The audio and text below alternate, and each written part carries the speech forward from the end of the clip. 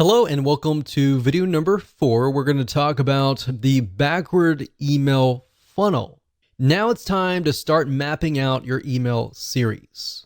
So past this video, we'll actually begin to do the technical setup. So obviously, if you do not have an email series yet, then make sure to watch this video step by step, watch it twice, because we're going to show you how to create a high converting email funnel. Even if you have an email series that is already written up, I highly recommend that you watch this video because we're going to talk about some more advanced strategies that will help you create an email series that will get higher open rates and higher click-through rates. So if somebody gets your email, they're going to be interested and they're going to click through. So to speed things up, you're going to learn how to set up a backward email funnel based on what you wrote in video number 3. So if you didn't jot things down, then make sure you go back and do that. But of course, if you're a visual learner and you want to watch through everything first, that's fine too. Now, the point of the backward email funnel is to start at the very last email, which typically starts with "Buy My Stuff" emails. And it'll make more sense when I show a mind map and the process of how to create the funnel.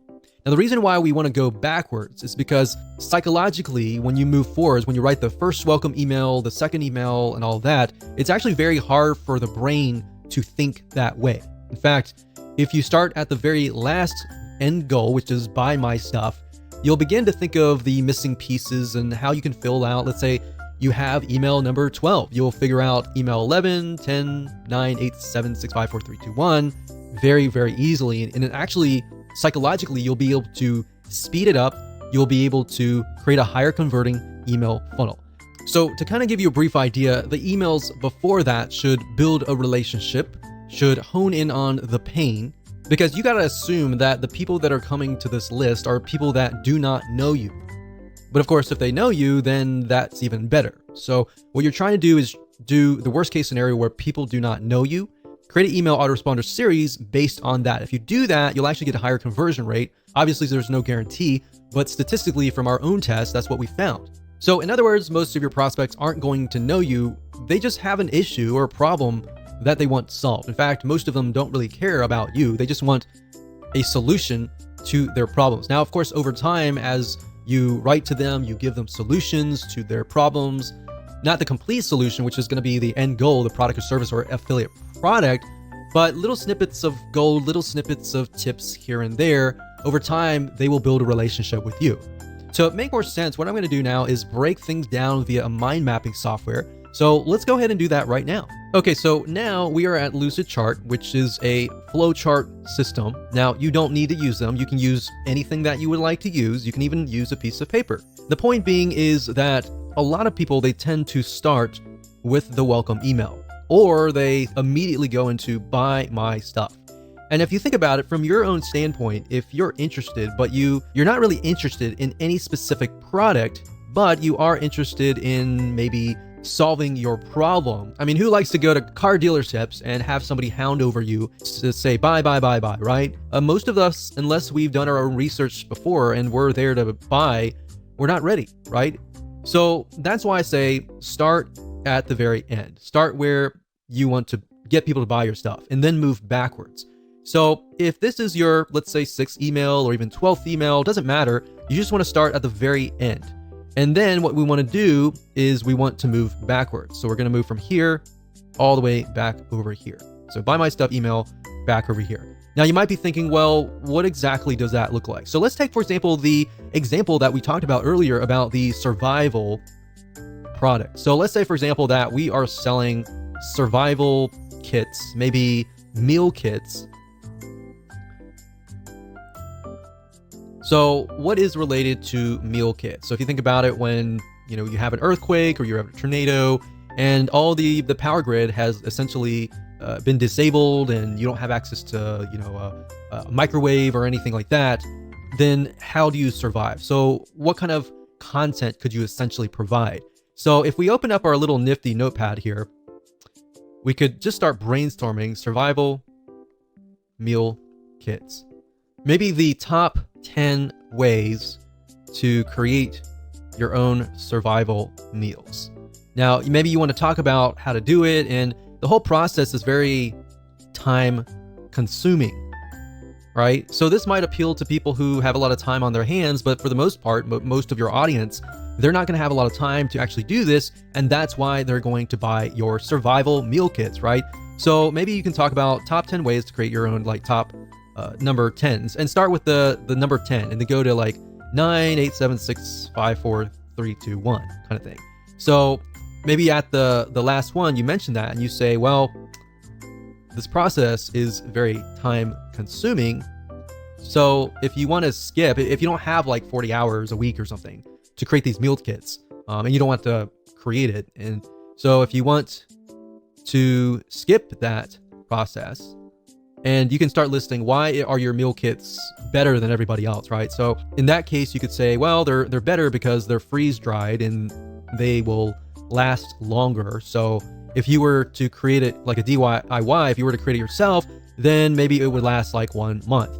But if you come with us, then ours will last like 12 months. So if you're out in the wilderness and you got 12 months, then these foods will last you about 12 months. I would start hitting on pain points, fears, power grid out, so not having power for more than a week. And that's happened. We've seen that in a lot of natural disasters where there's no power and there's literally no food in the grocery stores. And there's like chaos and everything like that. So the point is, how can you take these items here and then insert them into your top 10 ways?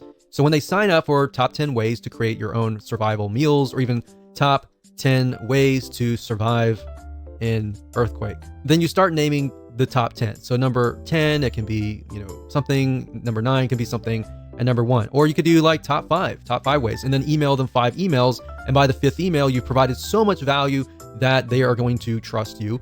And then you can have the survival email kit. So then you can have the buy my stuff emails. So by working backwards, then we can say, okay, this can be top number 1.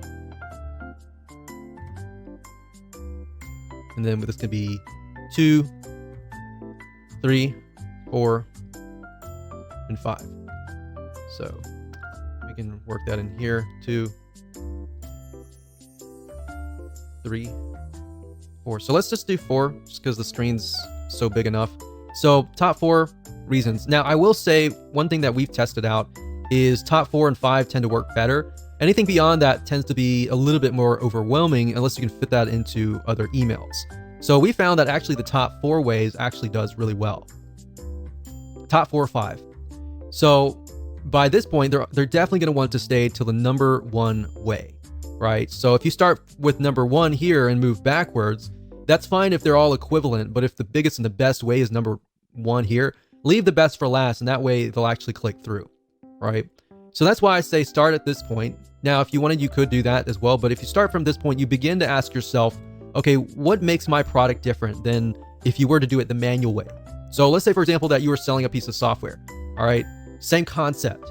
So if we were selling software, for example, a lot of times with software, you want to show the manual process, meaning the time-consuming process. In fact, if you notice, a lot of software companies nowadays are coming out with a lot of free training, free academy training type deals, because what they want to do is they want to show you how to do it for free.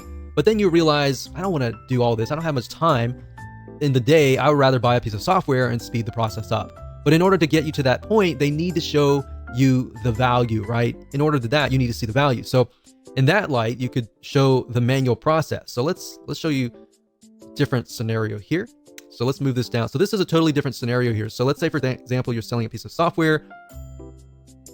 So you could say, instead of saying top 4, 3, 2, 1, you could talk about the manual process.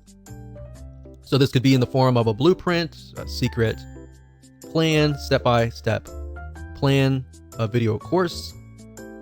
And then you talk about every single email. Maybe you send them to a 5-minute video, which, by the way, if you do videos, make sure that your videos are short and sweet, especially if they are kind of lead magnet type videos. It's fine if it's a video course that they just purchased, like this one right here, but keep in mind that they have a short attention span. So if you do this, maybe the first thing would be, if this is a blueprint, what I would do is I would do a PDF, like a PDF blueprint. And then you say, in the next coming days or weeks, I'm going to show you step by step how to set things up. So we'll say step 1, step 2, and then step 3. So what you're doing here is you're showing that they need all of these emails in order to create a complete system. If you give everything up front at the first email, they're not going to have a reason to stay, right? So you want to make sure that you have it so that this is a complete system. So if they unsubscribe here, it's going to feel incomplete. Now, if you think closely about a movie, for example, a lot of times our brains don't like incomplete. So if you were to watch a movie and you saw even half of it, in your brain, usually you will think, I want to see the whole thing, right? If I only saw half, I want to see the whole thing. That's why our brains do not like complete.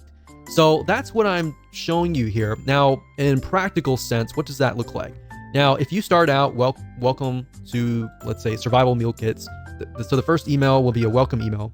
Now, you want to make sure that you connect the emails. So at the end of the first email, and you talk about the top 4 reason or whatever that looks like, then you want to connect that somehow to the top number 3 in that first email. So you want to say something like, P.S. I'm going to send you an email tomorrow or the day after tomorrow or whatever on top number 3. The second email is going to be, all right, so we talked about this in the first email. Let's talk about top point number 3. And then, of course, in the PS, you're going to say, I'm going to send you an email in 2 days for point number 4. So actually, that's 4, 3, 3, 2, not 4. So that's 2. So I don't really need to go on, but the point is you need to connect them. So now that the arrows are going this way, we can actually move the arrows back. So the reason why I go backwards is because you take a little bit of content here and you move backwards. You take a little bit of content here and you move backwards. So when they sign up for this, they're naturally going to want this content, this content, this content here, and they're naturally going to want this content here. Believe it or not, this is the same strategy that we have used to get literally 50% open rates and 20% click-through rates, which is just insane. We've even seen in different niches 75% open rates, which is crazy. So as long as you understand this process and you follow along with the backward funnel and you write these emails in this way, connect to the right person and talk directly to them, you'll actually get a better conversion rate. So I hope that helped you. It's simple, but it's powerful.